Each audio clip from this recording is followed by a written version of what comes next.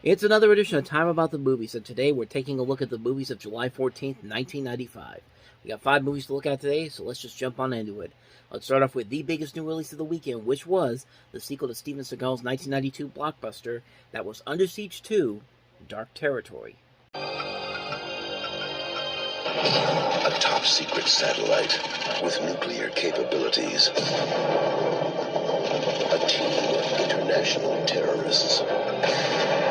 A government-held hostage. President and the others been safely evacuated. An undetectable moving headquarters. I'd like to call your attention to the highly trained men with the automatic weapons they may be called upon to shoot you. There's only one problem. Any other hero? The cook from Under Siege is back. I'm not even a good cook, but there are some things I'm good at. And things are really heating up. That's the 45, okay? Yeah. Last time, you rocked the boat. This time, the sky's the limit.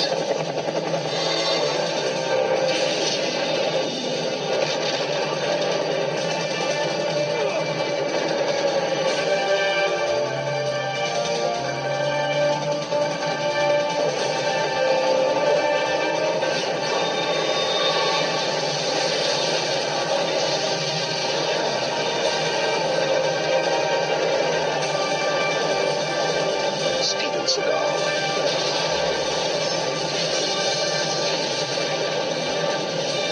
Under Siege 2, Dark Territory. This, I'm trained for. Yeah, needless to say, this was no Die Hard 2. I mean, first of all, you can keep calling him the cook from Under Siege, but that's not going to sound threatening whatsoever. The cook from Under Siege is back.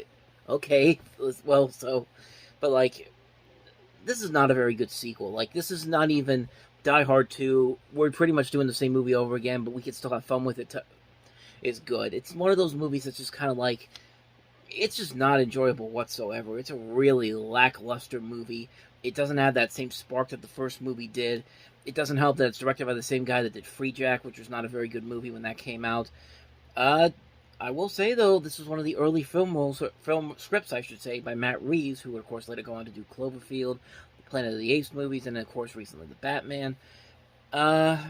This movie just gets a little bit too stupid for its own good. Like, it's trying to do what Die Hard 2 did. It's trying to do the same like, we could do the same thing again, except this time, instead of it being on a ship, it's on a train.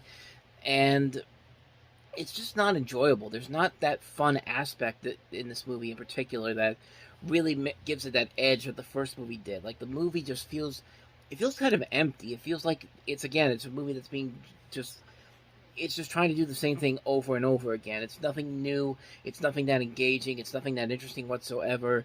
And if anything that this movie did, on the positive side, it showed that Steven Seagal was kind of a freaking jerk and probably a sexual offender, because supposedly Jenny McCarthy unsuccessfully auditioned for this, and Seagal auditioned her and asked her to take off her clothes. And then Katherine Heigl, who's in the movie, who's 16 at the time this movie was made, said on the last day of filming that, "I've got girlfriends your age, isn't that?" And she says, "Isn't that legal?" And he says, "They don't seem to mind." So, yeah, needless to say, this was not the movie that Steven Seagal probably wants to be remembered for. And I mean, really, if you want to see a movie like this that actually works a lot better, go watch Snowpiercer. Or if you want to go back to the classics, go watch Runaway Train with John Boyd and Eric Roberts. Fantastic movie. This is just garbage. Like, this is not a good sequel whatsoever. It's a film that tries to be too much like Die Hard 2, except it's not as enjoyable or exciting. And the villain's not even that interesting either. You got Eric Bogosian from Talk Radio in this as the bad guy. Morris Chestnut's also in here, so is Kurtwood Smith. It's just not a really enjoyable movie. It's not anything interesting. It's not that exciting. And the only reason you'd probably get some enjoyment out of it is to see how bad it gets, because it gets really bad at times. Like, it gets really corny, the action sequences do. And, yeah, Under Siege 2, Dark Territory. It's just not a very good movie. So, with that said, let us move on to the next movie, and that is Hugh Grant in Chris Columbus's follow-up to Mrs. Doubtfire, 9 Months. And if you know what Hugh Grant did around this time, this is a very interesting story that we're going to get into once we show you this.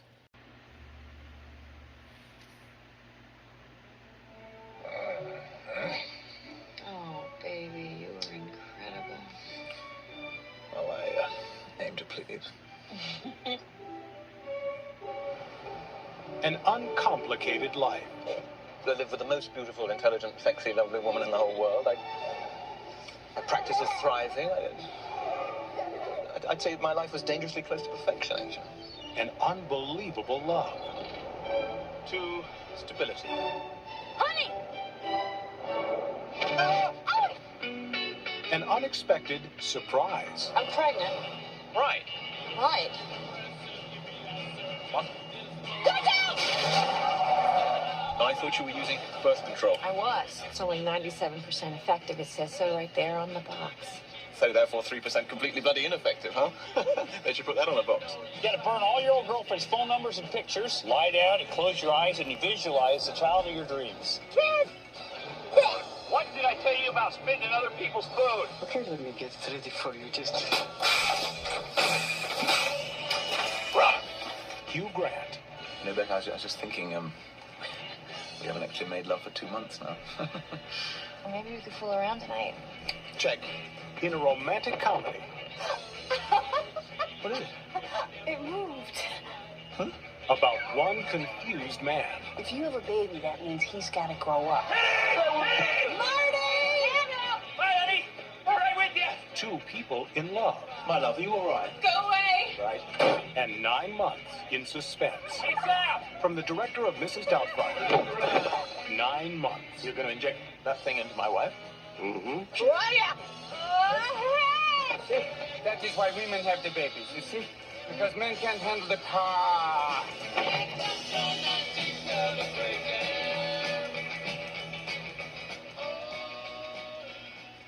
So if you really don't know the story of what happened with Hugh Grant around this time, it was very interesting to say the least. Apparently, so a couple weeks before the movie came out, Hugh Grant was arrested in Los Angeles because he was receiving oral sex in a public place by Hollywood prostitute Divine Brown. Keep in mind, he was he was in was he married to? He was in a relationship with Elizabeth Hurley at the time, and he pleaded no contest, was fined $1,100, placed on 2 years probation, and was ordered to complete an AIDS education program. And this came 2 weeks before the movie was coming out.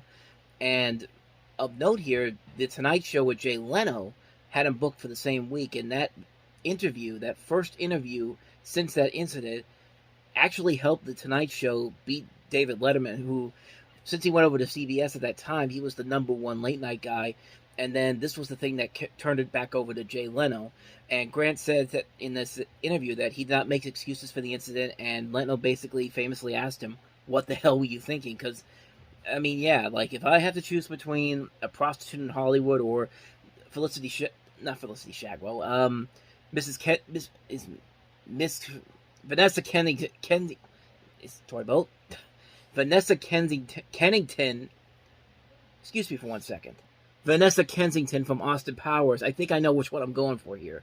Good Lord, that was a tongue twister and a half. But Grant basically answered and said, "I think you know in life what's a good thing to do and what's a bad thing, and I did a bad thing, and there you have it." So, I mean, I guess that kind of stopped his career. I guess that didn't stop his career too much because, of course, he went on to become. Of course, he kind of went back to being what we all know Hugh Grant to be a charismatic, charming actor who can be really funny at times.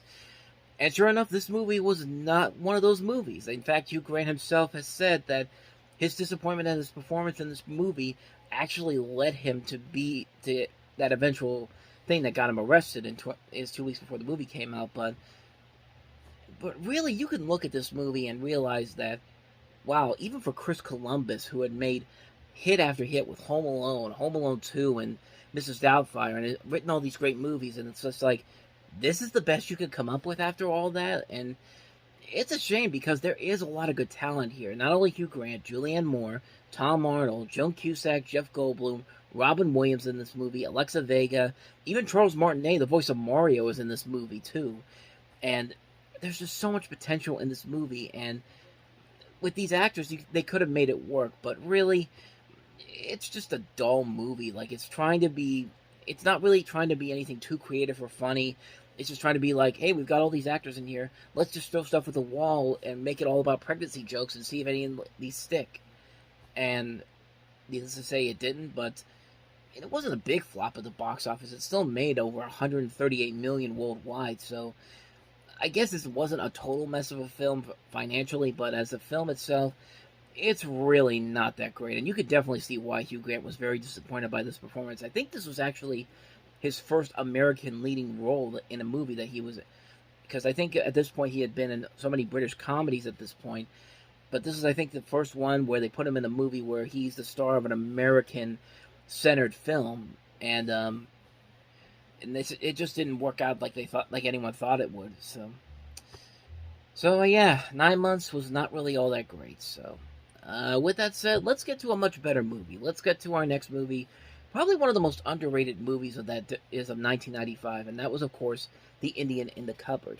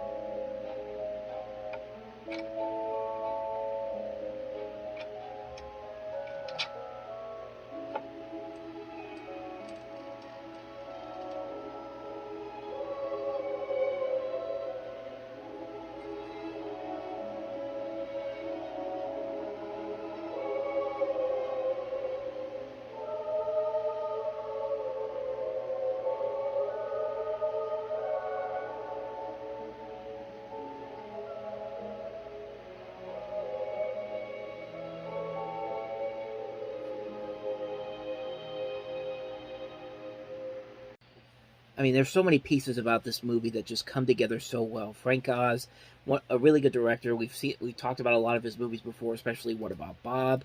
He's also, of course, has work with the Muppets. He did Little Shop of Horrors, Dirty Rotten Scoundrels, House Sitter, The Muppets Take Manhattan.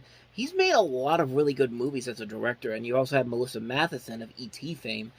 And while this definitely doesn't go to the levels of E.T., I love this movie. This is a film that I used to watch all the time when I was a kid, and I was just mesmerized by what I saw here because they really took a lot of the creative elements of that famous book that this was based off of and said, you know what, let's just have a good time with it. Let's just go nuts with it. And like that scene where the main kid, Omri, just figured out what this cupboard could do, and he decides, you know what, I'm going to take my Darth Vader, I'm going to take my dinosaur, I'm going to take my RoboCop figure, I'm going to take all these figures together and just put them in here and watch the chaos happens. And when he opens the door and he sees all this craziness going on, they all look at him like they're about to kill him. He just closes it, just runs straight to his bed and has this look at his face like he just saw his parents get murdered or something. But it's a great scene, kind of terrifying too when you really think about it. There's a lot of moments in this where there are a lot of scary elements to this movie, like the way it's shot, the way the music is playing at times. But at the heart of the film, the relationship between the kid Omri and this Indian in this cupboard, played very well by Lightfoot, and the kid who plays Omri, House Scardino, is also very good here as well. You also have David Keith playing the cowboy that eventually comes to life in this. Richard Jenkins plays Omri's dad. Steve Coogan's also in the movie as well, so is Vincent Kartheiser of Mad Men fame. I mean, there's a lot in here that I really love about this movie. It's a movie that gets attention for the people that grew up with it, but whenever you talk to some people that don't know what this movie is, they really don't have a real interest in seeing it. But it's a really nicely made film. It's a really solid film overall, and I can't recommend it enough. I love this movie to death. The Indian in the Cupboard. If you haven't seen it, do yourself a favor and definitely check it out, because it's definitely worth a watch if you really go into it with the right notes. So, with that said, let us move on to the next movie, and that is Steve Buscemi in the comedy Living in Oblivion. Walk it on. Okay, here we go. And roll sound. Nick Rev is making a movie. Action. He's wonderful, isn't he? It's something most of us only dream of doing. How'd you get into cinematography? No, I'm directing this movie. How'd you get into directing? But for Nick, Hey, Bob!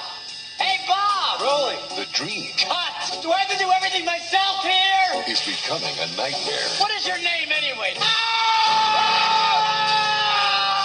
Because he's fallen in love with his leading lady, Don't you dare tell me that felt fake. who's been waking up with his star. You and I slept together last night. So one time, Deal. You know it, I know it. who's dating the producer, Because you're not afraid of my power. Oh, God. I love your power. who's cheating on the cameraman, Give me a hug. Nick, I need to talk to you for a minute. What? It's pretty heavy. which is disturbing the dwarf Hi. Toto, is it? Tito. and confusing the crew, which is not helping Nick Is everybody hurt? Is anybody okay? Corey, are you all right? to have a nice day. Clear the set. Steve Buscemi, I freak out in your dream, I freak out in my dream the longer I'm exhausted. Sounds kind of like an identity crisis. Catherine Keener, Nick, Yeah. nothing. Dermot Mulroney, Hey, that's my iPad! Can I borrow it, Wolf? Nick, it just feels right. James LaGrosse, I play a sexy serial killer that shacks up with Winona Ryder. in a love story filmed somewhere between fantasy, I can walk through just about anything, like air. reality, I think you could see I'm under a little pressure here. and oblivion. Living in Oblivion, scene 6, take 1, let's do that! Kiss my ass! Right, now we're making a movie. Living in Oblivion, the new film by Tom DiCillo. You know, the only reason I took a part in this movie is because someone said that you were tight with Quentin Tarantino. So the first time I ever heard about Living in Oblivion was from James Rolfe, aka the Angry Video Game Nerd, when he talked about his favorite movies of all time, and this was one of the movies on his list. And I never even thought about watching it, even after I saw that. It was kind of curious, but did watch it recently, and I gotta say, it's actually pretty funny. Like, it's a really solid movie, a sharp satirical look at what happens behind the scenes of a movie, and apparently the director Tom DiCillo actually took a lot of inspirations from the frustrations he made when he made the movie Johnny Suede, because that was the last movie he directed, and that movie was not very good. That movie was definitely not that good, but this movie definitely shows a lot of what his potential is as a writer and a director, because this is a really damn good movie. The cast is fantastic. You got Steve Buscemi as the director, Catherine Keener, Dermot Mulroney, James LaGrosse, Peter Dinklage. Just a phenomenal cast in here. Such a dark, twisted comedy that just really, it really gives you a lot of good laughs in this movie. It's really hilarious. It's very well done. And I'm glad I got to see it when I did a couple years ago. I actually want to get a physical copy of this, honestly. But if you haven't seen Living in Oblivion, I'd say definitely check it out. I think it's another one of those underrated gems that not a lot of people really talk about, but it's definitely worth a watch. So, yeah, I highly recommend Living in Oblivion. So, with that said, on to the last movie of the weekend, and that is Roosters. Angie, breakfast! In the flatlands of America's Southwest, So blessed Virgin, please make me beautiful. As beautiful as an angel, as a flying angel. Nobody else. one family made the best of what God gave them. Now, Look, the mountains. I want to fly right over them. We belong in the theater. after a lifetime of raising the roost alone, I'm not gonna spend my life training chickens to be better killers. Father has flown the coop and come home to reclaim what is no longer his own. Toast to the finest fighting cocks ever to be seen. You don't seem to realize that it is my rooster. I'll sell him or I'll eat him. If you sell that bird, it'll be over my dead body. What are you going to do with the rooster? I want you to keep a close guard on that rooster. So you've got the story about this guy who's been in prison for 7 years after he murdered a man over a cockfight. And his family welcomes him back with mixed feelings. His daughter Angela is eager to have him back. His son Hector feels otherwise. Hector decides to leave behind the farm and wants to use the family's prize-winning cock, which he inherited from his grandfather, to win money in order to move his family away. However, when Gallo returns from prison, determined to continue the business and raise a new flock of roosters, the son and the father soon clash over the differing goals. And I don't know. I don't think there's enough here to really warrant this as something that you need to see. Like, from that trailer alone, it looks pretty generic to me. Even though you got some really good talent here, Edward James Olmos, Sonia Braga, Maria Conchita Alonso, Danny Nucci. It's just not really all that interesting of a film. It doesn't, at least from the trailer that I saw, like, it doesn't really feel like anything interesting or anything like that. This is directed by the same guy that did Talent for the Game, too, another movie with Edward James Olmos in it. But yeah, I don't really have no real need to see this movie. Like, I haven't seen it, so I can't really say too much about it. But that trailer did not sell me on this movie whatsoever. It actually kind of feels a little bit boring, honestly. So, I mean, who knows? Maybe I'm wrong on this. Maybe this is actually something pretty good. But that trailer did not sell that movie very well. So, that is Roosters for you. And so on that note, we wrap up another edition of Time About the Movies. Next time, we'll take a look at Alicia Silverstone and Clueless, Free Willy 2, The Adventure Home, which is a very interesting part of my life, as I'll talk about in the next episode. We also have The Controversial Kids, and also An Awfully Big Adventure. So 4 movies to look at next time around. We'll delve into those on the next episode. But until then, thank you very much for watching, and if you want to see more videos like this, please hit the playlist on the next page, check out the previous episode, and I'll see you guys tomorrow for another episode. So thank you for watching, I'll see you next time, and until then, as always, take care.